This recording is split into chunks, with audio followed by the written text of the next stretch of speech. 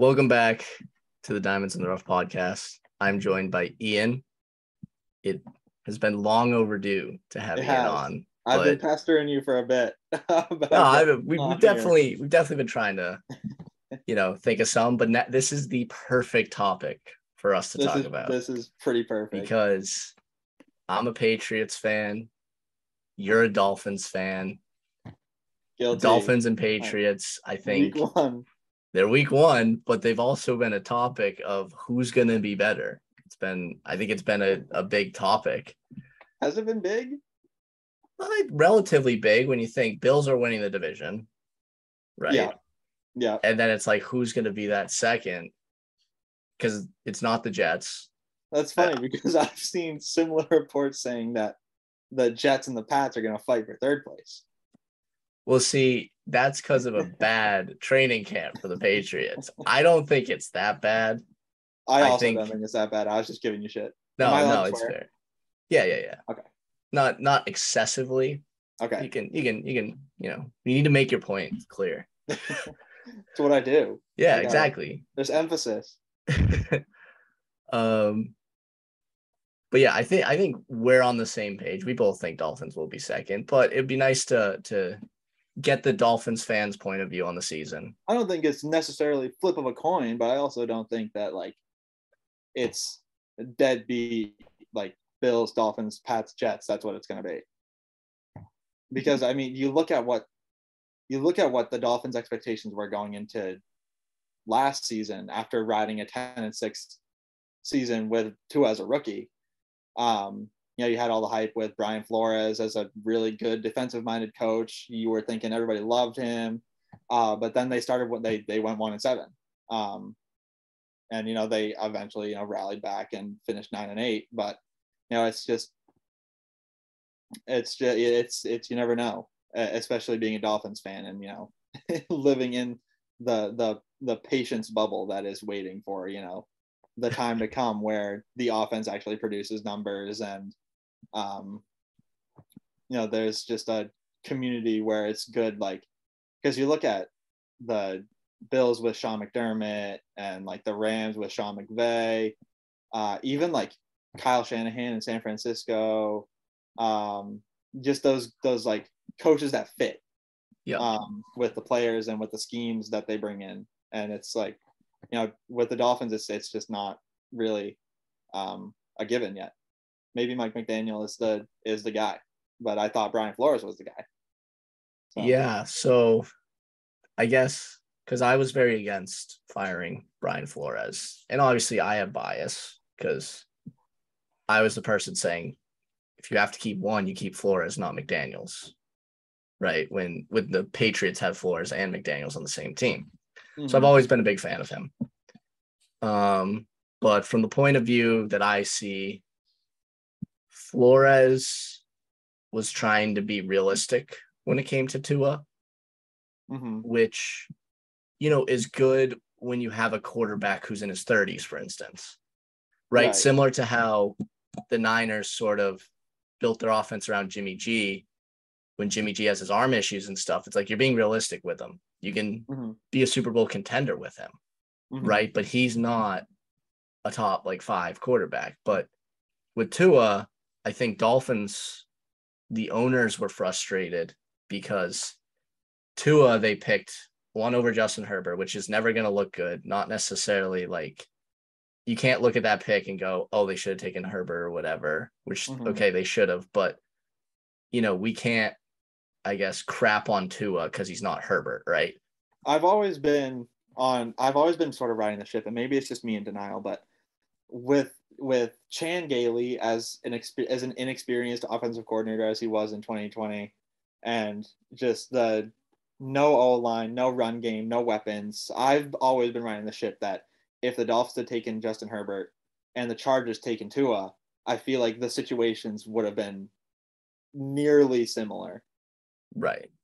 Herbert, I don't know if maybe Herbert would have found a way to, because he's obviously, that guy. Yeah, he is going to be an MVP candidate for a while. As much of as deep digging as I go through the Dolphins organization. And maybe it's just me looking for ways to like deny that Tua isn't the guy. I just see all these other factors that went into his rookie season and even the year after that. And it's just like, how can you succeed in that under that umbrella? And like you were saying with Flores being realistic with them, it's one thing to be realistic and think like, okay, maybe like I wanted to draft this guy, but we got this guy instead, so let's roll with them. But I'm like, from insider reports from people like in the locker room, it was just so blatant and obvious that Flores didn't want Tua there. Yeah. And the media definitely didn't help at all either. And they're still there, but now you've got McDaniel, who's a guy who was on the plane ride over to Miami, was FaceTiming Tua, was like, hey man, you're the guy. My job is to get the most out of you. And you see that in the locker room now, and everybody, he's a captain this year. So I think he's definitely in a better spot than he has been, in his early career, obviously. And I just have to say, not necessarily I hate the Dolphins organization or fans. It's just they're in my division, so naturally I root against them. I was so mad you guys got that coach because I think he's amazing. And I think he's such a nerd. I know. But he's such a genius. Out of all like the available coaches, I was like, he's the best, and I don't really think it's close. It's funny because I was really gunning for Dable. When that whole turntable of available coaches was still up there, was still like on the board. Dable, McDaniel, even like Kevin O'Connell, Dan Quinn, Kellen Moore. Like I was like, man, I'd like, you look at the success the Bills have had, and you're like, how can you not want that guy? Yeah. But after doing some more research and what he's done so far, I'm really glad it was McDaniel. I think my guess is Dolphins fans, it was similar to like when the Celtics were looking at coaches and everyone was like, oh, Sam Cassell or Billups, but like no one really knew of Ime Udoka. Yeah, and then he got hired and people researched like, oh, that was actually a good hire, right? Yeah. I think it's like a similar thing where McDaniel isn't exactly the known guy, but then you hire him, you do your research, and you're like, oh, I actually really like this. And then his interviews are great. Because people are so quick to be like, oh, what is up with this dude? Like he has no head coaching experience. Like he's not gonna do well. But I mean, you got to start somewhere. Yeah. And if you're gonna judge, the quality of a new head coach based on their lack of head coaching experience, you're obviously not looking enough into it. And like the schemes that he built in San Francisco, and he also brought a bunch of players over. Raheem Mostert, Trent Sherfield, River Craycraft, who didn't make the active roster, but there's immediate like chemistry and bondage that is now in the locker room with him as a coach. Yeah. And I also just look at it as that Niners offense is something he crafted, right? And it was like limited, but not limited. Like, because to me, like Jimmy G's shoulder was so messed up. The fact he was playing through that was baffling to me, and playing as well as he did. I know he took a lot of crap. I think I'm a Jimmy G fan, so I usually defend him in those things.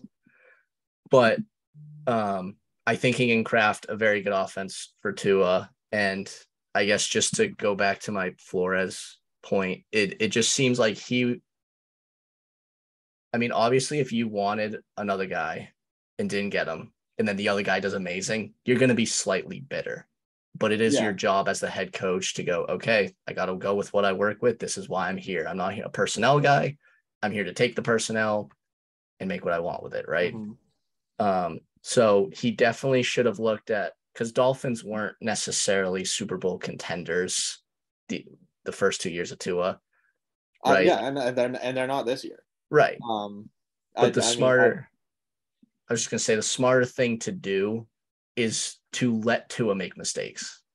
Let him make deep throws and stuff like that, rather than the constant 5-yard passes and whatnot. Although it gives you a better chance to win, it's like that's not going to help you, necessarily when it comes to this year. And this year, I think the roster is there. The biggest thing is how far can Tua take them? That's from the outsider's perspective. Obviously, you're the Dolphins fan. You know the roster in and out. But the way I look at it, they had the best draft last year. The way you just described it is perfect. I mean, they went out. They built a new running back room, and we got Tyreek Hill, Teron Armstead. Like he morphed this lackluster offense into just something legit, Yeah. while keeping the quarterback the same. So I mean, it's even from the outside looking in, it's so clear to see that like all these additions and what's happening now this season is it's so it might be it might be subtle to them, but from a fan's perspective looking in, it's so clear how much is riding on the performance of Tua this season. It's crazy. Yeah. Because I mean, if the offense is not really producing that much, who are you going to blame? You're not going to blame Hill, because all he does is just run 30 miles an hour and gets open downfield. You're not going to, you could blame the offensive line, but then it can draw back to like, Tua's a smaller, lighter guy. He can move around. He's good off the run.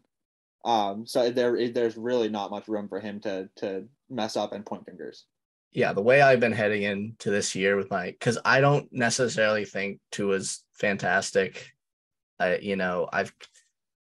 kind of, I guess you could put me in the Tua hater category. I'm not as much as some of these other people. Some of these other people are like, he's not an NFL quarterback. And I'm like, I think they're like, I'd rather him than Daniel Jones for sure. Let's relax. But I think this is the year where it's like, if he's like not good, that's it for him. You gotta look somewhere else, because the O-line is fixed. He has offensive weapons on the wide receivers. Even the running backs can catch. Like, it's not like they're straight runners, and like it's a running back committee, but they all can catch out of the backfield. And they have a very good defense, and a large part of that is what they've done drafting. The defense me, I think, is maybe not like win the Super Bowl ready, but they're a playoff caliber defense. Oh yeah, like top 10 defense, I would say. You've got second year, third year guys who are looking at, Pro Bowl votes, all pro maybe selections. Javon Holland, watch him for all pro. I think that guy's amazing. And he got picked, and I was like, this is one of those guys where I know he's going to be a good player, but I don't know his ceiling, because he just seemed like a super experienced guy, and like he was kind of at his ceiling in college, I felt like. But he got so much better like throughout his rookie year. I was like, okay, this is they hit on this guy. Yeah, that dude's a stud. And he doesn't get talked about. No, he doesn't. I saw this. I don't know if it was a TikTok or an Instagram reel or something today, and it was some dude's prediction for for AFC Pro Bowl rosters. Right. And Holland just wasn't there. and so many people in the comments were like, what are you doing? I'm trying to think of, because they would take 4 safeties in the Pro Bowl, I'm guessing. Probably 2 frees, 2 strongs. You're looking at probably one. Justin Simmons, maybe. You could look at Simmons. You could look at Bates. You could look at Fitzpatrick in Pittsburgh. Yeah. I know the Ravens have 2 good safeties. I don't know. It just. I also think it's tough because those teams have like 2 very good safeties. It's so crazy how people they look at names, the offensive side of the ball in the AFC, and they're like, oh, AFC's stacked, but they haven't even tapped into the defensive side of the ball. Like, some of these AFC defenses are pretty crazy. I haven't actually done this. This might be a good podcast idea, which is you just rank the teams. And it would be interesting to see the 16 AFC teams. You haven't done that? No, I haven't ranked every single team 1 to 32. 1 to 32? Yeah. I'm saying it'd be interesting to see out of the top 16, how many are AFC teams or something, or out of the top 20. At least 7 or 8, right? It's of the top 10, it's probably 8. Of the top 10, it's got to be. Of the top 20, I bet it's 14. Yeah. It's easily. It is stacked. Because you got all the AFC West are top 16 teams. Yep. You got the Bengals, Ravens, Bills.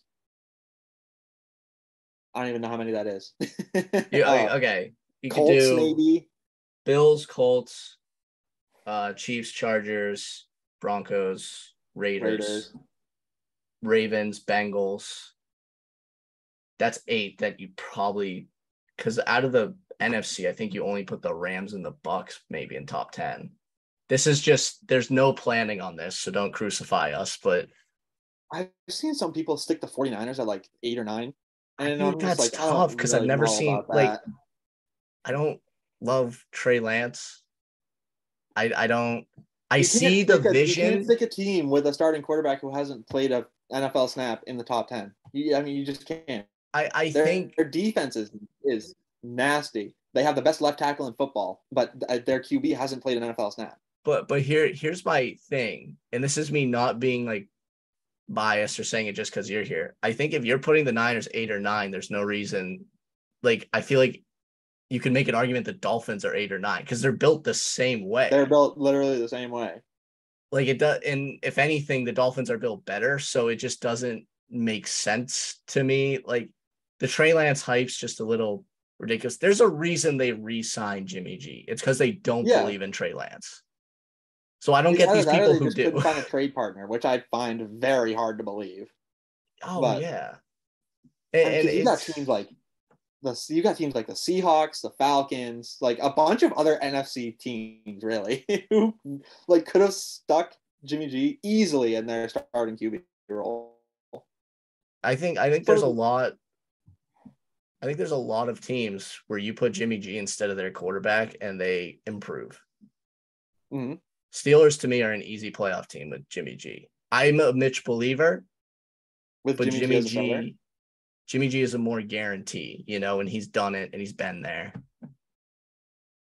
But do you have any other things you want to talk specifically Dolphins, and then we can get into more of like a Pats Dolphins matchup? I don't know. I like the additions they've been making this offseason. I kind of wish they picked up a couple other offensive linemen like Eric Fisher. JC Treader would definitely help, but Melvin Ingram helps. Trey Flowers definitely helps. Oh, I was so mad you guys got him. I was so mad. I'm like, of course. It was real tough seeing Trey Williams go down. He's going to have 2 sacks week 1 against us. I'm calling it.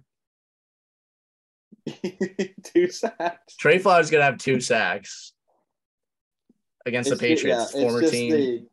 It's just the ages of some of these starting guys that worry me a little bit. But I mean, you got Jalen Phillips, Jerome Baker. Let's see. You still have a lockdown corner.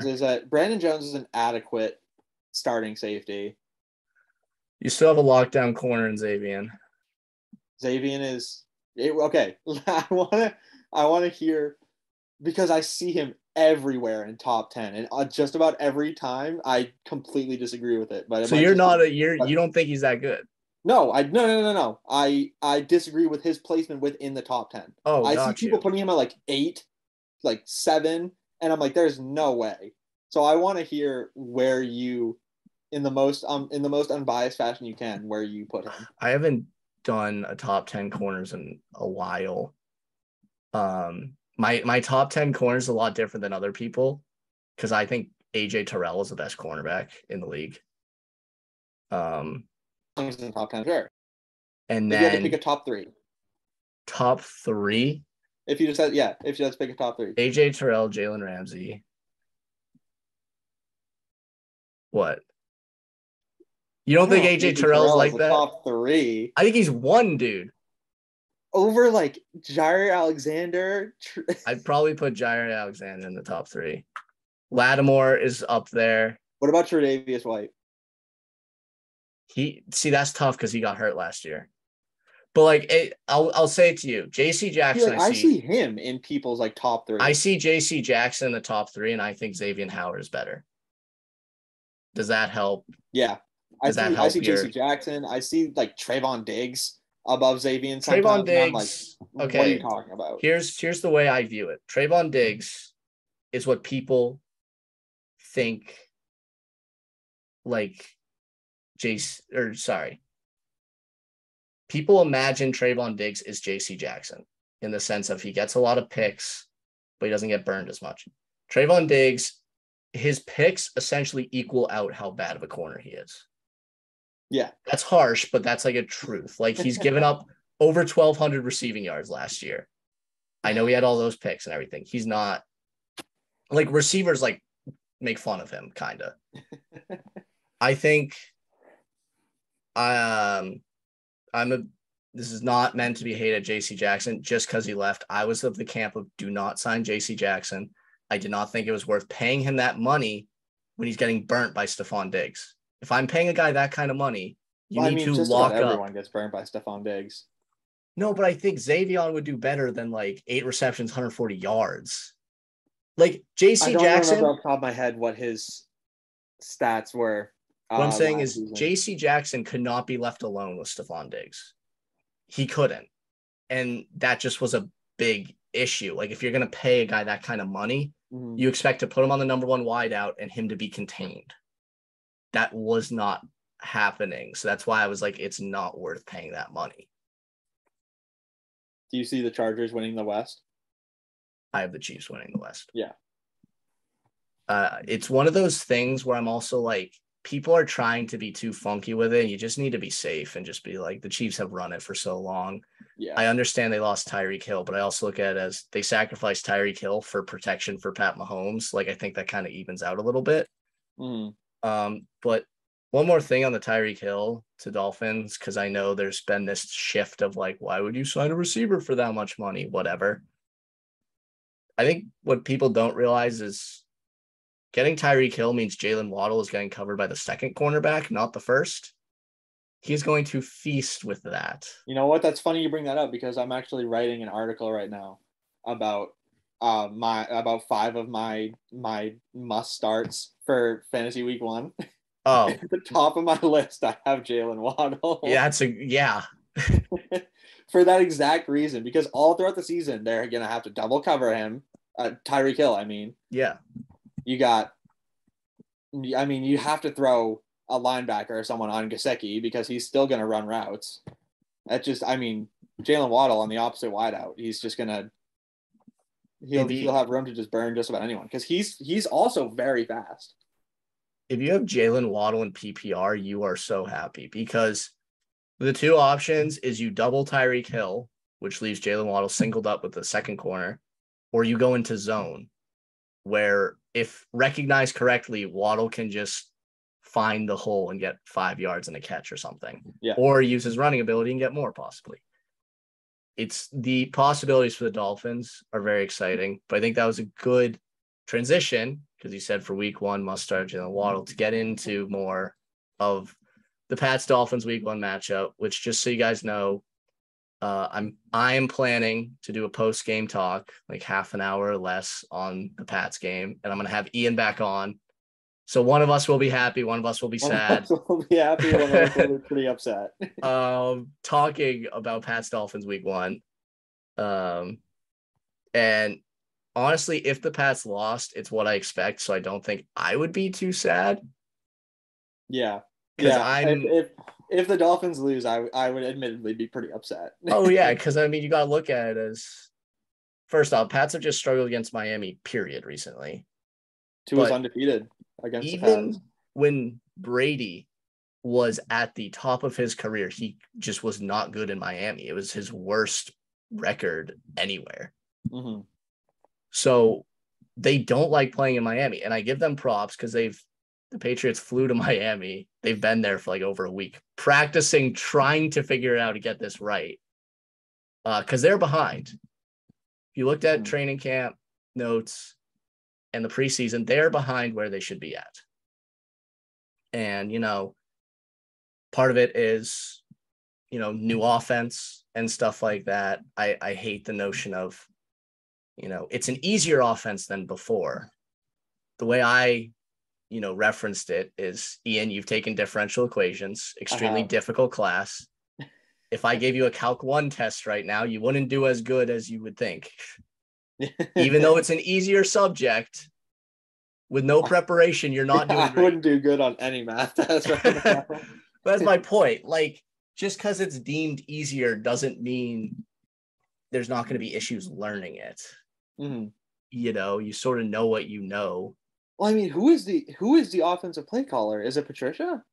So it's Bill Belichick, and Patricia and Judge are the puppets. They haven't named an offensive coordinator. Because I remember seeing, what was it, week 1 or week 2 of preseason, Belichick had split up the calling between Patricia and Judge, depending on who the quarterback was on the field. Yeah, it was like Patricia was doing Mac, and then Judge was doing the other two guys. And I think they asked him about it, and he kind of got mad at the question. He did. He was like, "We have a plan. Like, we're gonna figure it out." But he was like, any question you have, it goes through me. I run it. Like, you ask me or something. So that to me was him saying, I am the offensive coordinator. I'm the defensive coordinator. I'm the coach. I do everything around here. How are you feeling about that?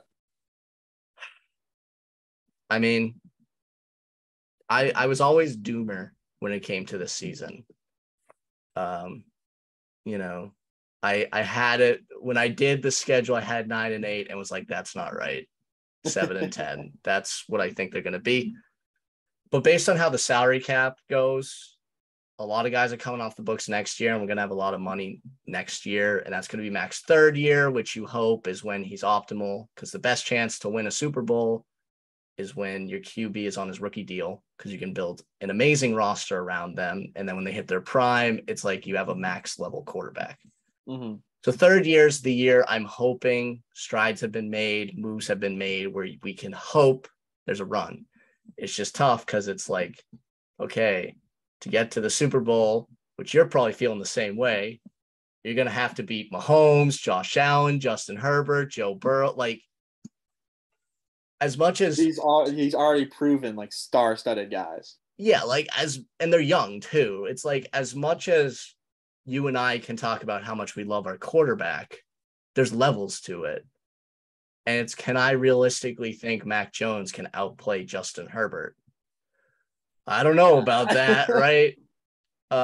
So it's tough. As far as this year, my only goal has been I want improvements from Mac. I'm definitely going to put a lot more weight on how Mac does over anything else. They could lose 38-17, and I could be like, Mac looked good out there, so I'm pretty happy. That's kind of how I'm going into the season.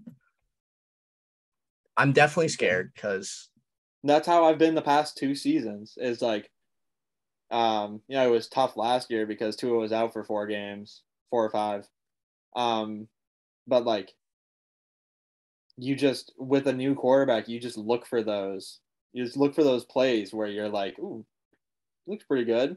Like, only positives. He had a couple flashes of him his rookie year, like that one game against the Cardinals. His like second game starting remains the best game that he has ever played.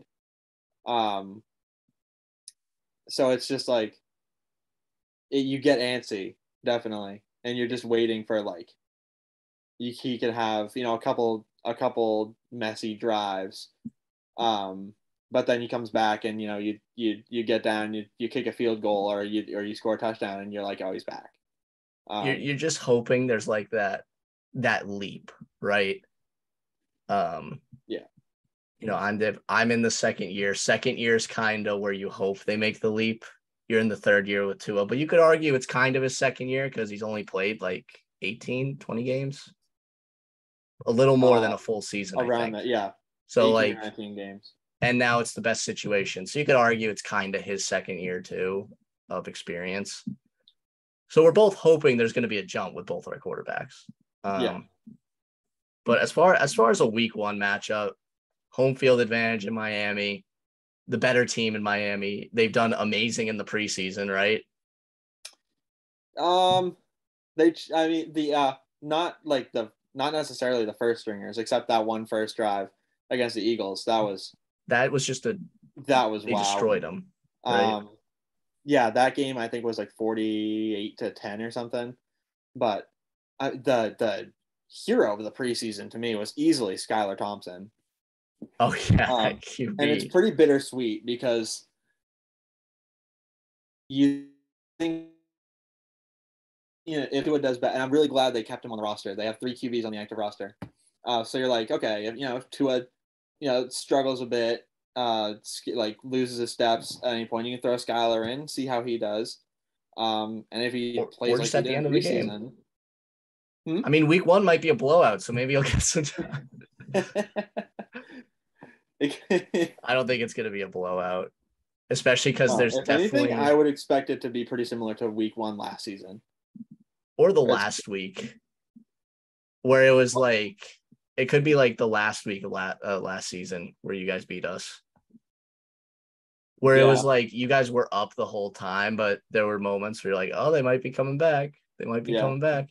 Yeah. No, I also just think there is a rivalry there. So no matter what, like if anyone's blowing anyone out, they're going to keep going. It's that kind of matchup. Yeah. It's just, you really, I mean, maybe it's just as me being a Dolphins fan and like so tainted from the past decade of the Pats just ruling the AFC East. It's just like I'm not yet at that point where I look at a Dolphins Pats matchup and I'm like feeling good. Like it's definitely not like a Dolphins Texans matchup, right? Or like a Dolphins Jags. It's like you're still scared. Maybe I'm not okay. I'm not scared. You're terrified. Absolutely terrified. You see that old Bill Belichick on the sideline staring at you, and rags. You're just shitting yourself. His eyes are like glowing from beneath his hood. You swear he's just Palpatine. Oh my god! At this point, he might as well be.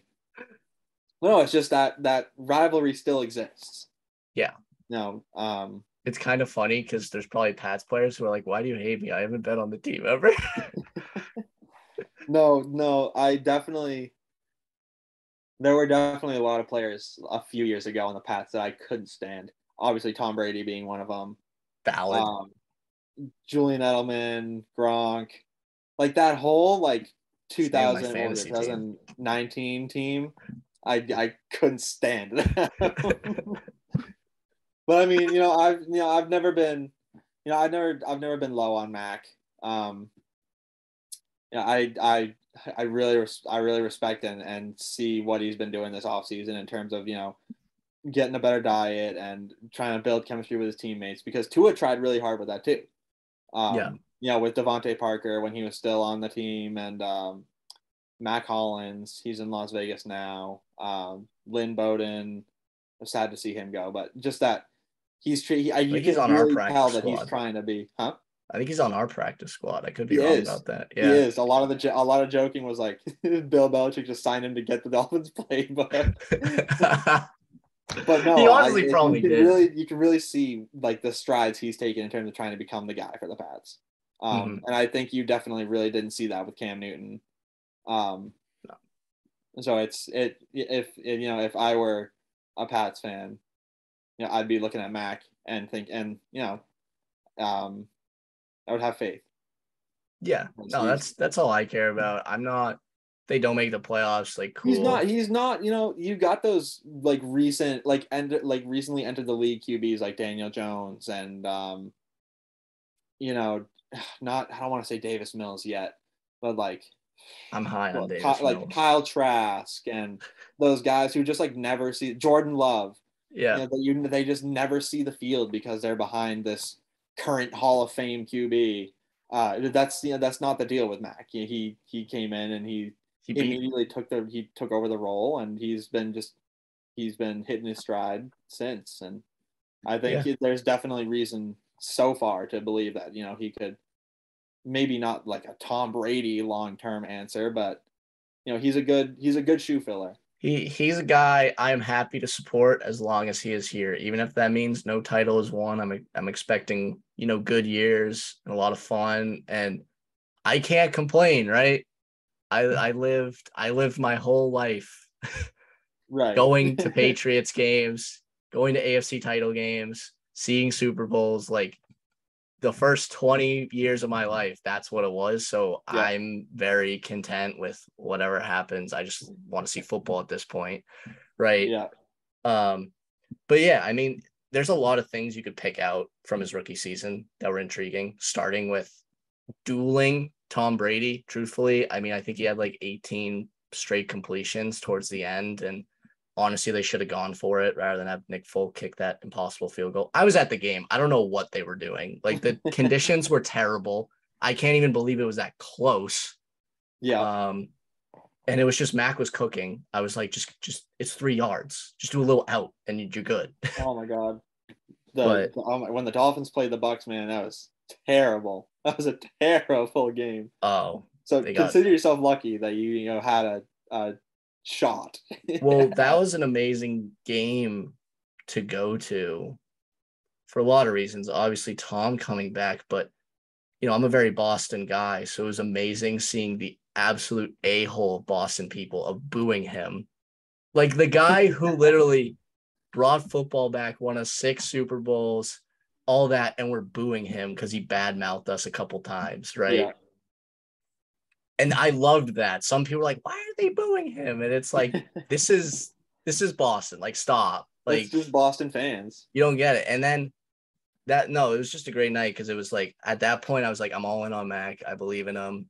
Whatever he does, I'm cool with. That was a great game. And then after the game, Tom Brady was like, this is my home. This will always be my home. I'm retiring here. Like, a lot of the stuff said about me in New England was not said by me. And he kind of cleared air on some things and it was great. I don't know why it took him that long to do it. Maybe he just wanted to make it that special. But side note from that was just me, reminiscing, I guess. But there was that. There was also Pat's Colts where they lost, but basically Max getting no time with the O-line.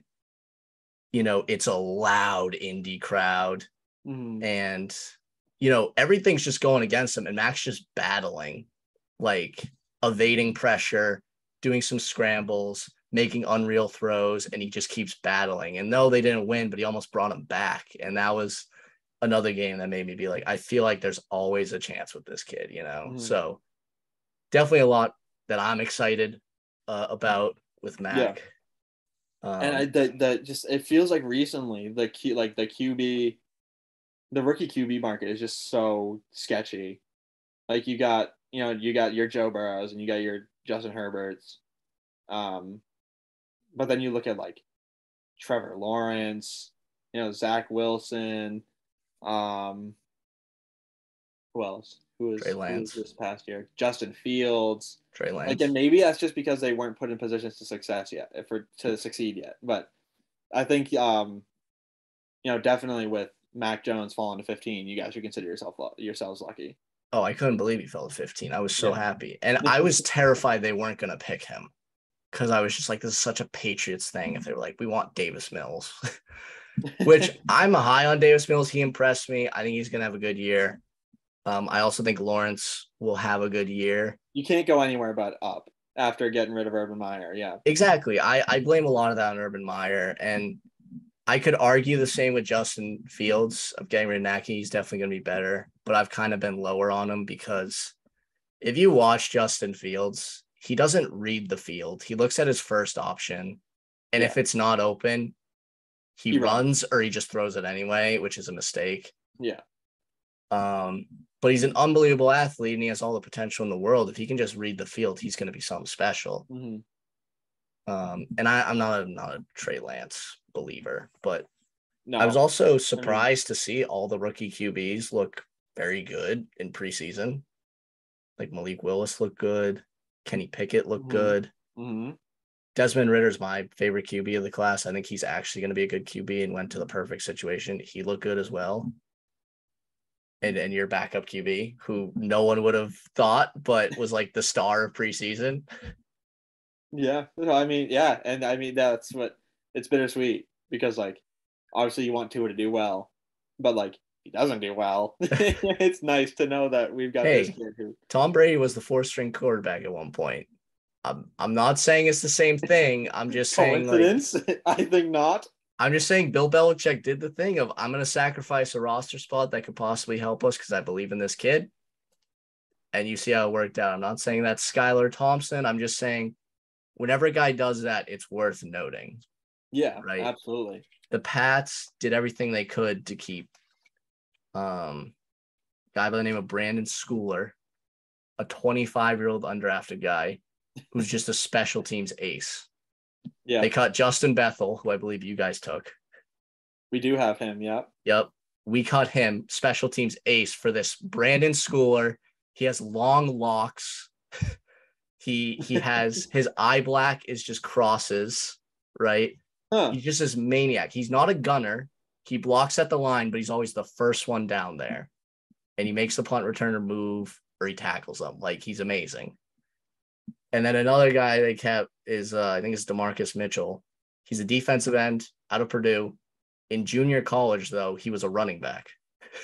Really? Yes. So he is just so fast and very new to defensive end and showed flashes in preseason. And Bill Belichick's like, that's a guy I'd rather keep a roster spot for.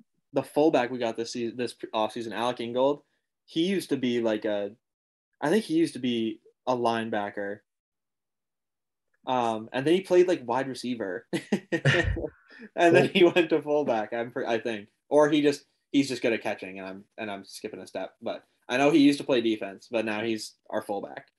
Yeah, no, it's funny to see. Like, Trayvon Diggs was a wide receiver, which kind of makes sense why he is good at catching and struggles at covering. But there's a lot of the guys that just transition at some point, whether it's to make their team or get the craziest one of those instances for me is that Ryan Tannehill used to be a wide receiver at A&M. Yep.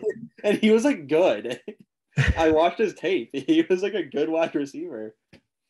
I'd be so happy if Malik Willis took over that, but he won't. It's unfortunate. I don't even want to get started with Ryan Tannehill because I think I'm pretty sure we hung out after or during that Bengals Titans game. I'm not sure, but that was what, the playoff game? The playoff game. Probably. We threw 3 interceptions. Yeah. That was just brutal. That was bad. Brutal. It was like any QB wouldn't have done that. Like, yeah. But all right, so give me some predictions for the game. Whether it's a score, okay. Who's gonna go off, whatever. Let's see. I think you guys will probably contain the run pretty well. But I think Hill, I think Waddle, I think Tua are gonna get off to. I think they're gonna get off to pretty good starts. Our run defense has been pretty spotty still. People just suck at tackling. It was so frustrating to watch during preseason. But I think I definitely don't think it'll be like a very one-sided game. I think it'll stay pretty close. I actually wrote an article predicting the scores for week 1. And I'm pretty sure what I gave for this game was Dolphins 27, Patriots 21. Okay. So I definitely don't see a blowout from either side happening. But I think it'll just be like a good chippy, just like season opener. Yeah. And like a little messy from both sides. It's week 1. You're learning other teams' playbooks, but you're also learning your own, especially in the Dolphins and Patriots situations. So and with you guys also, it's a new coach. Yeah. So a lot of new personnel. I'm thinking Waddle's gonna get like 120 plus receiving yards. You think? I think he's just gonna torch us. I don't think Hill's gonna get a ton of catches, but I think we'll have like one 60-yard touchdown. One or two bigger ones, yeah. Yeah. I'm going 31-20. I just hope that's like not how they use him the whole season. It's just like, all right, Tyreek, run downfield and Tua will just throw you. I don't think they will. I think you're gonna see a lot of like drags and crosses, and sometimes they might switch the routes with Waddle and Hill. Yeah. Stuff like that. They can do a ton of things, and that's a very smart offensive I'm also coach. anticipating a good amount of not necessarily screens, but like passes out of the backfield. Yeah. Just because Chase Edmonds, Mostert, Gaskin, like they're so shifty. Mm-hmm. And I don't know. McDaniel, I'm pretty sure loves running those. Yeah. But so I'm thinking 31-20. I think Dolphins going to get ahead big, like maybe 14-0, 17-3 type of thing. And then Pat's going to claw the way back, and then it's going to be the classic New England thing of, oh, they look good at the end. And it's like, yeah, but oh, dude, I if don't know. that was so much of the Dolphins season in Tua's rookie year. Like against the Chiefs, they were up 30-10 at one point, Oh, and we ended up losing 33-27. Um, what else? There were a couple other games where it just started off bad, but then we like clawed back and not won sometimes, but came depending just on the short. team, it's good, right? Like, like Yeah, if it was like the Jags doing that last year, you're pretty satisfied because you're like, we want to lose anyway. yeah. um, I'm hoping the thing I'm hoping that I'm predicting that I hope comes true is I think John is gonna have a good game. He had a pretty lackluster year one, and I think it was Who? Johnny Smith. Johnny Smith. Yeah. I think he was struggling getting accustomed. He was obviously the lesser favored tight end than Hunter Henry. I think he was struggling working with another tight end because he never had to and his college career and when he was on the tight end. So I think he was struggling with that. But I'm hoping he'll have a good game and a much, much better season than last year. Mm-hmm. But Yeah, and the Dolphins definitely aren't great at blocking at covering tight ends. The linebackers we have they're good um run they're good stoppers. with rushing, hurrying QBs, QB hits, sacks, but there's not one linebacker that's like especially good at like open field tackles, man coverage. That's just what Boyer's defense is. It's blitz heavy. It's not a whole lot of zone. Yeah. Um, so I think with as big as Hunter Henry is and Jonnu Smith as well, I think you'll probably Mac will probably see some good production out of those guys. Yeah. And that's why I'm thinking that'll have like he's gonna be throwing a lot later in the game, I think. So he'll be down early. The O line hasn't been great both sides, but running has been really bad. Passing, it's had its moments of being good and being bad. Mm-hmm. So I think there's going to be a lot more success with the pass. And then there's going to be a lot of like they're driving, they're coming back, and then a sack's let up, and it's just frustration. And I think it's going to be that type of game for a Patriots fan, for a Dolphins fan. I feel like it's going to be more. You'll be annoyed that you kind of let them crawl back, but you're going to be like, oh, we made clutch plays. We made plays when we need to. That's Mm-hmm. encouraging, that kind of thing. I'm also anticipating not a lot, but I know Connor Williams is kind of infamous for penalties. Um, Liam Eichenberg didn't do too well last season in terms of like holding and stuff. So I'm hoping that gets cleaned up, but I'm trying to anticipate like not being too disappointed with a good amount of holding calls. Yeah. Hunter Sure. Long definitely had his fair share last season. Just the young guys who are just trying to equate themselves to the NFL level, and they just lose sight of. The way the Pats D line is they don't necessarily have like elite edge rushers other than Judon, but everyone's fresh when they come in. They do a lot of switching and swapping. So Mm-hmm. for instance, like Josh Uche might come in, rush the quarterback once, and then he's out, and they swap Anthony Jennings in, and then he rushes. So there might be some holding calls strictly from fatigue. Um, Yeah, but in general, I don't think the Pats have an elite pass rush.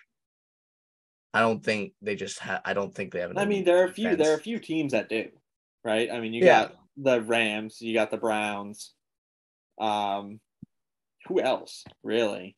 Ravens always What have a good one. Ravens, Ravens and 49ers Steelers. maybe, Steelers. Steelers. Like it's a minority in the NFL to be able to like consistently and effectively get into the backfield like in a like um game breaking like amount of time. Yeah, but I will say I think you're wrong about the rushing won't work because you got to realize the Patriots don't have linebackers. Like our linebackers are Jawan Right. Bentley, Raekwon McMillan, and Mac Wilson. no one to really write home about. I was sad to see Raekwon McMillan go when he left. Well, he's our starting linebacker, so thanks, I guess. But I'd rather him not be the starting linebacker. Yeah, I guess I didn't do as much research into the Patriots defense as I should have, but just watch it, just seeing the rushing in preseason. It's just like the amount of times they tried to like just rush up the middle, or just one side of the O-line fell apart. It's because we got Teron Armstead now, but I mean he's just one guy, right? Yeah. The right side of the offensive line definitely is still a little suspect. But maybe he'll impact them better. He'll teach them some things. He'll help them out. Like, I haven't really heard anything along those lines yet, but I mean, O-line never gets love, right? No one's gonna go, yo, Teron Armstead talked to the right tackle and gave him some good pointers. Yeah, you're right. I guess. But no, I mean, we'll see, right? Like, I'm hoping. I mean, there's a lot of room for improvement. It'll improve for the Dolphins, so I'm hoping to see at least some. Yeah. So we both have a Dolphins win. I'm sure you've gone through the Dolphins schedule and had do you have like a record you think they're going to go? Just you can say that. The ceiling for me is 12-5. And that's a pretty high ceiling. Big ceiling. It's a big ceiling. I could see us beating the I'm trying to think of like that. I could see us beating the Packers on Christmas. I really don't think it's crazy to say we could beat the Chargers because we have with Tua starting. Chargers, I think, have a little too much hype when you think of. I think they're a little overhyped. I think they're good. I think they'll make the playoffs. They improved their roster, obviously, but they haven't done it. And like I think they are always in close games. Yeah. So they truly can lose any game. I rarely see all these guys are like, oh, Turbo is just top notch, like he's top 3 quarterback, but they haven't done anything yet. Yeah. they don't win. It's stuff like they'll beat the Chiefs and then lose to a depleted Patriots roster. Like, yeah, exactly. So I don't think that's totally crazy to say. I see us beating the Ravens week 2 because we have. But then you got like the Bengals, Bills twice. Let's see, 49ers. So the ceiling for us is 12-5. The floor is 8-9. So your expectation, if you had to put money on one of them or put money on a record, the Dolphins are going. I would say 10. Sorry, you cut out. You said 10-7? I would say 10-7 is a good bet. All right. It's fair. I think unless you have any more thoughts, I think that's a good point to wrap it up. I think I'm good, yeah. Thank you everyone for listening to the Diamonds Enough podcast, and tune in next time.